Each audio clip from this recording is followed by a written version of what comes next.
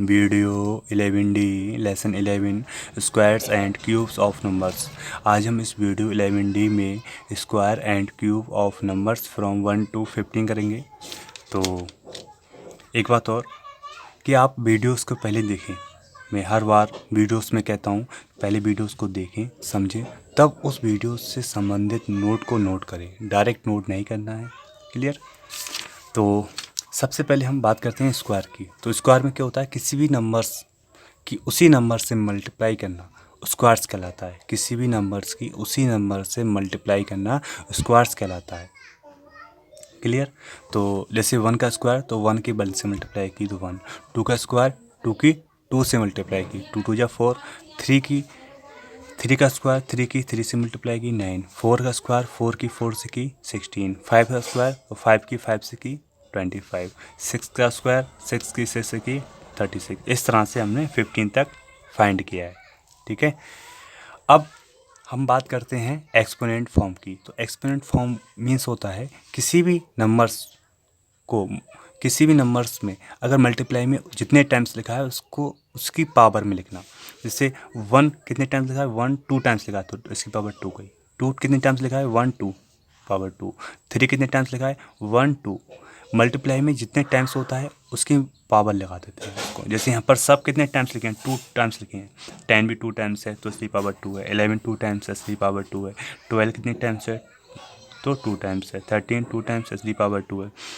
ठीक, एक बात और, अगर पावर 4 होती है तो इसका मतलब है कि वो मल्टीप्लाई में 4 टाइम्स लिखा है। क्लियर?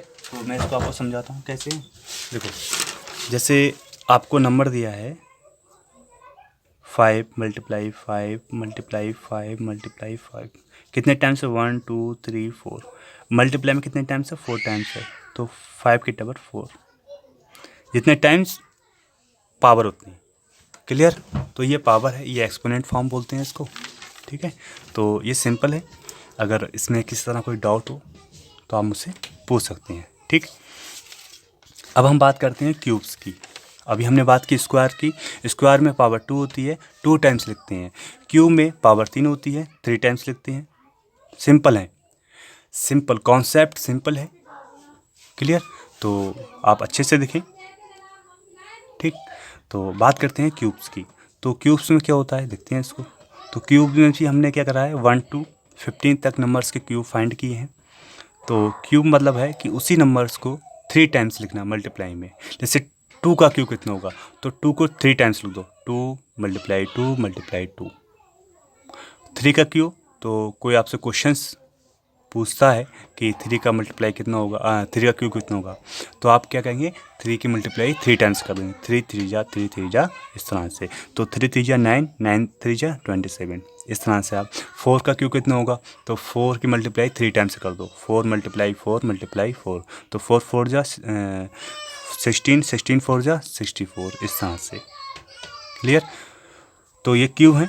इसे 2 को यहाँ पर हम मल्टीप्लाई में 3 टाइम्स, एवरी नंबर को 3 टाइम्स करते हैं। ठीक है, तो 5 को भी 3 टाइम्स किया, 6 को भी, 7 को भी, इस तरह से, और उसकी मल्टीप्लाई की है। तो मल्टीप्लाई करना आप सबको आती है। 7 7 जा 49, 49 की जब मल्टीप्लाई करेंगे 7 से तो 343 आएगा।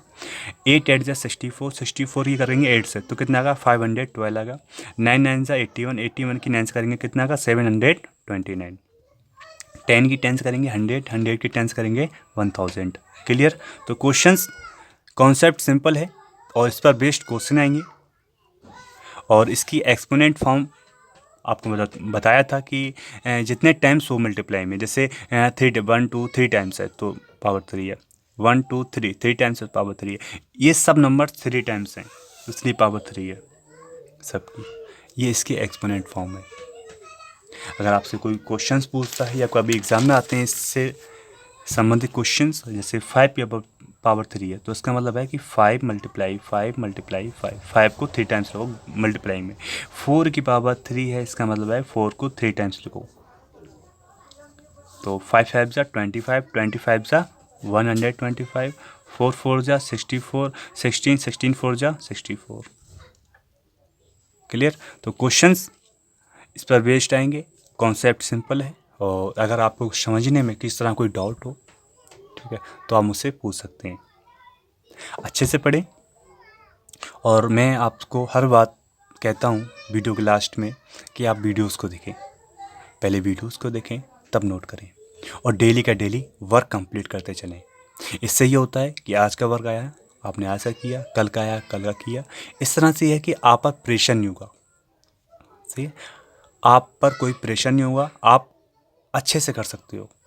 और आपका कल का, परसों का, 2 दिन का, 4 दिन का, 5 दिन का वर्क इकट्ठा है, करना है।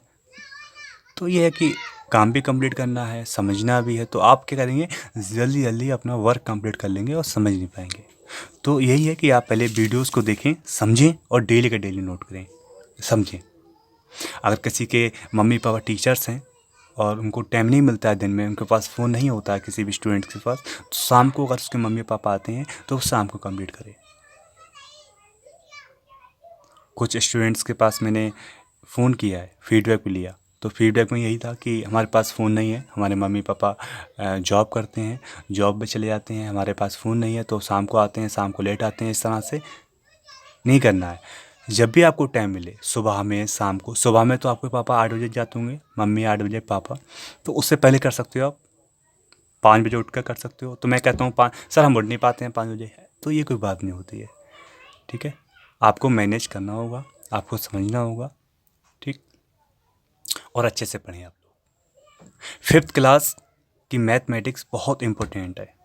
अगर आप 5th क्लास की मैथमेटिक्स समझ पाते हैं, तभी आप 6th क्लास की, 7th क्लास की मैथमेटिक्स समझ पाएंगे। तो आप अच्छे से पढ़ें, और किसी तरह कोई भी आपको डाउट हो, प्रॉब्लम्स हो मैथमेटिक्स में, तो मुझे इन्फॉर्म करें, ठीक। तो सभी स्टूडेंट्स के लिए है। और आज की वीडियो यहीं तक। Thank you, bye.